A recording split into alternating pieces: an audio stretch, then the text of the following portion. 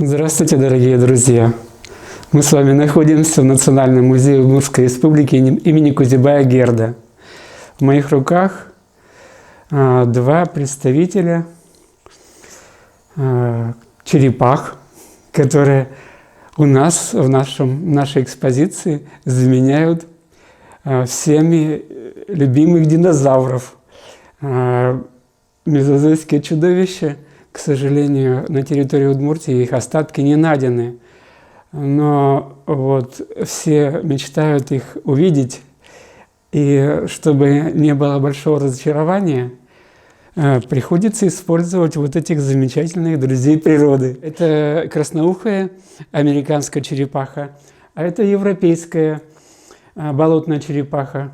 И тот, и другой вид на территории Удмуртии не встречается. Но вот есть предположение, что эта черепаха, которая болотная, она имеет более архаичный вид, и она жила на территории Удмуртии несколько миллионов лет назад, тогда, когда климат был более теплый. А вот эта черепаха попала к нам благодаря усилиям человека, и она из Америки привезена в качестве экзотического животного. Но, как ни удивительно, внешне черепаха болотная выглядит очень агрессивно, но этот экземпляр никакой агрессии абсолютно никогда не проявляет, и совершенно безбоязненно его можно брать в руки. Чего не скажешь о красноухой черепахе. Этот экземплярчик оказался чрезвычайно агрессивный, не раз хватал меня за руку, кусал, но, правда, не до крови, к счастью, но очень больно. Так что я не очень ему доверяю. Удивительно то, что черепахи обитали на Земле в то же время, что и динозавры.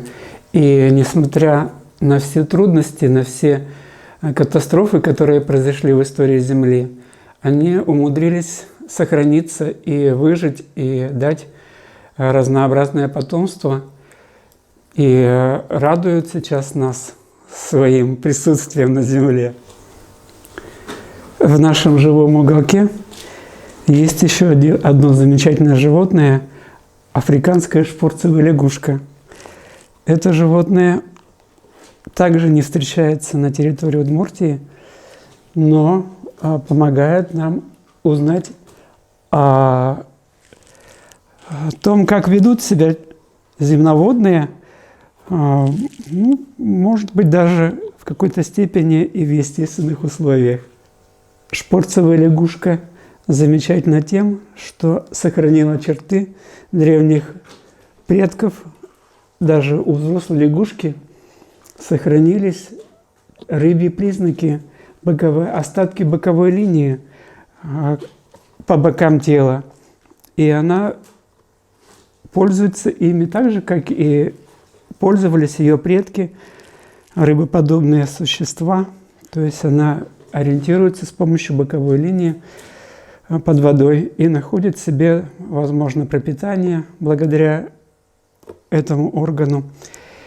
Выглядит эта боковая линия как полосочка такая как будто прошита нитками шкурка по бокам тела, строчка такая из утолщений.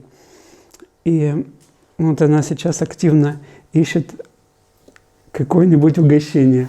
Дорогие друзья, в живом уголке Национального музея обитает вот этот замечательный розовый чилийский паук-птицеед Громостол розеа. И как все пауки, он обладает 8 ногами, 4 парами конечностей. Это хелицеровое животное, то есть он отличается от насекомых не только количеством ног, но и способом питания хелицерами, как клювиком прокалывает жертву любой паук и впрыскивает в жертву вещества, которые ее разрушают, обездвиживают и разрушают, а потом паук просто высасывает все, что получилось в результате внежелудочного пищеварения, внекишечного пищеварения.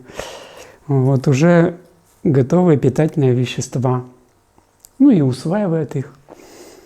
Ну, по этой причине в руки я стараюсь паука не брать.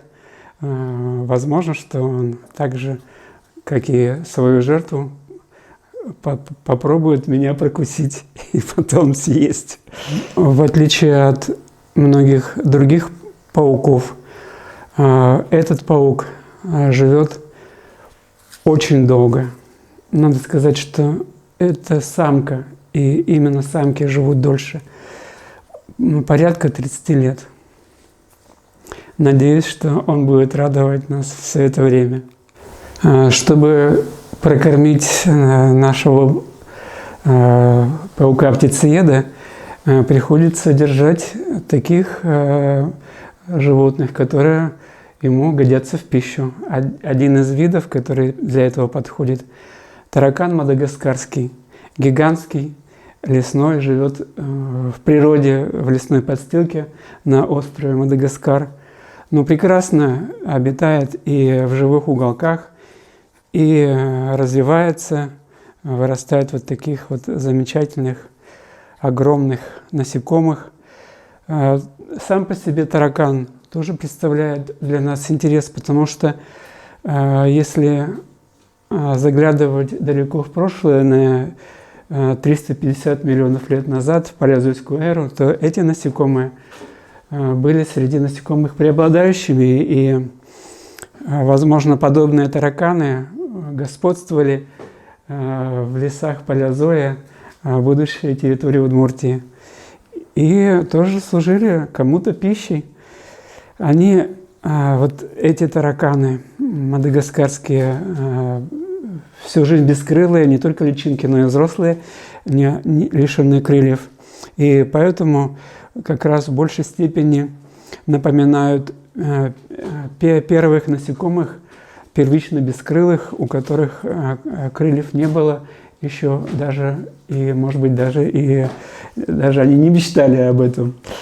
Вот. А отличаются друг от друга тараканы, самцы от самки, вот такими интересными особенностями. У самцов на передней груди, на спинной стороне, есть такие выросты, похожие немножко на рожки.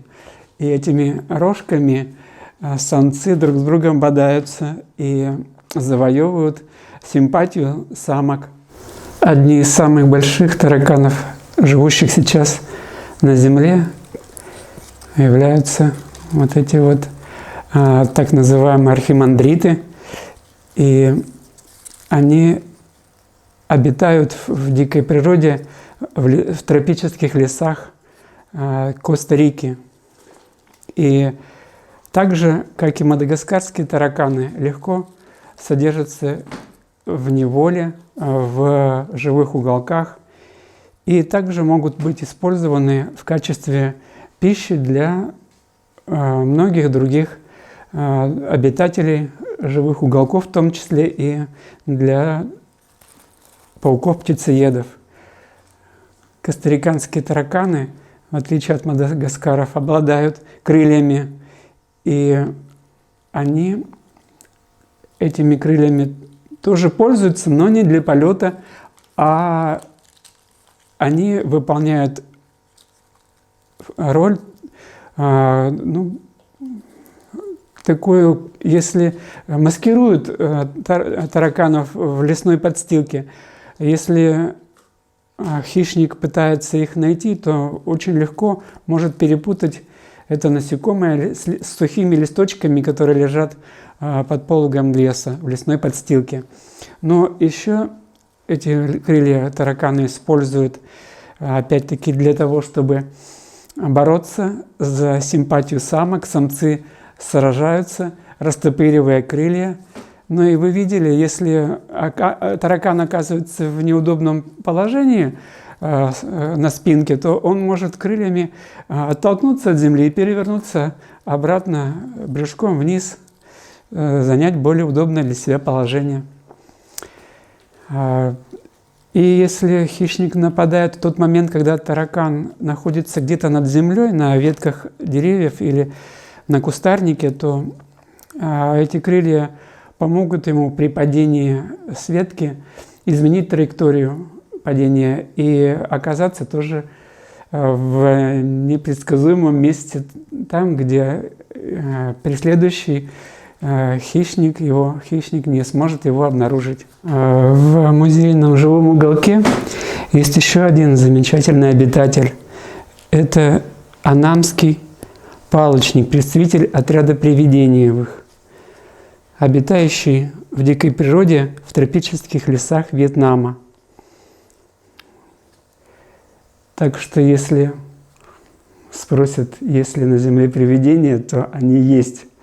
Очень трудно найти среди веток или кустарников или деревьев этих насекомых. Они не только внешне похожи на сухую палочку, они еще и поведением стараются нас обмануть, сделать все возможное, чтобы мы поверили, что эту палочку сухую колышет ветерок. Они, когда их застают врасплох, начинают раскачиваться из стороны в сторону, так, как будто бы ветерок колышет сухую палочку. У нас уже несколько лет живут эти насекомые и дают многочисленное потомство. Новорожденные палочники выглядят вот так. Они примерно сантиметр длиной. И очень удивительно то, что находились они до рождения в маленьком яйце, которое всего 1 миллиметр в диаметре. Удивительно, как-то умудряется этот малыш сложиться, как-то так держаться там внутри яйца в момент рождения. И легко все-таки оттуда выбраться, чтобы потом развернуться и превратиться вот в такое вот достаточно большое по сравнению с яйцом создание. Ну, через несколько линеек эти анамские палочники достигнут